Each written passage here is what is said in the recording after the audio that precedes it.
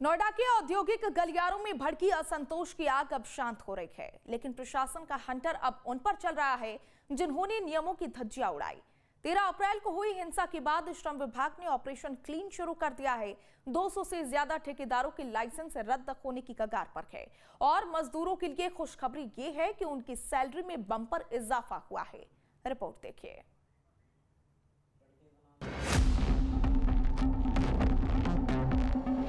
हरियाणा के गुरुग्राम के पास मानेसर से उठी चिंगारी ने जब नोएडा के औद्योगिक सेक्टर्स को अपनी चपेट में ले लिया तो हालात बेकाबू हो गए। लेकिन इस तनाव के बीच अब न्याय की तस्वीर साफ होने लगी।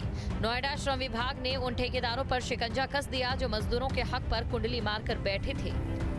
नोएडा में श्रमिकों के आंदोलन के बाद मुख्यमंत्री ने सभी संबंधित अधिकारियों को उचित कदम उठाने और श्रमिकों के हित में फैसला लेने की बात कही थी, जिसके बाद नोएडा के श्रम विभाग की नींद खुली है। अब श्रम विभाग के द्वारा 203 ऐसी कंपनियां चिन्हित की गई हैं जो कंपनियां तमाम इंडस्ट्री चलाने वाले लोगों को लेबर सप्लाई करती है, यानी श्रमिक सप्लाई करने वाली 203 कंपनियों की लापरवाही सामने आई है। और जिलाधिकारी के आदेश पर अब श्रम विभाग के द्वारा 203 कंपनियों का लाइसेंस निरस्त करने की प्रक्रिया शुरू कर दी गई है। साथ ही 1 करोड़ 16 लाख रुपए का जुर्माना भी लगाया है। दरअसल ये कंपनियां सरकार के मानकों के आधार पर काम नहीं कर रही थी। कंपनियों से भुगतान कुछ लिया जाता था और श्रमिकों को कुछ भुगतान किया जाता था।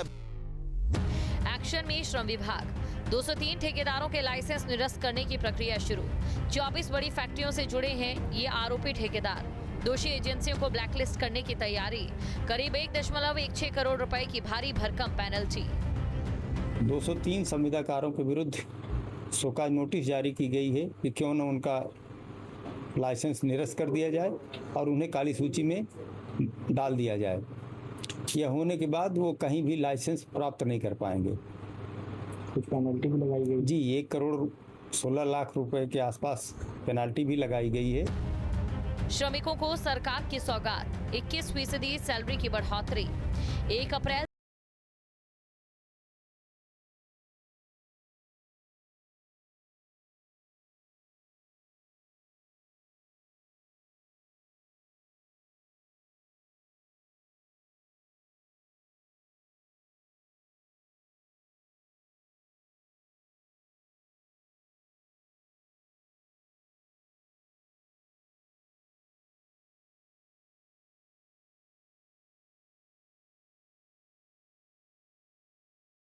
तो उसकी जगह जेल की सलाखों के पीछे होगी। अगर कहीं भी किसी कंपनी की तरफ से कोई लापरवाही पाई जाती है तो उसके खिलाफ उसकी जो मान्यता है वो रद्द करने के साथ साथ FIR दर्ज कराना और कोर्ट में वाद दायर करने का काम भी श्रम विभाग के द्वारा किया जाएगा। नोएडा के इन कारखानों से अब मशीनों के साथ साथ बदलाव की गूंज भी सुनाई दे रही है।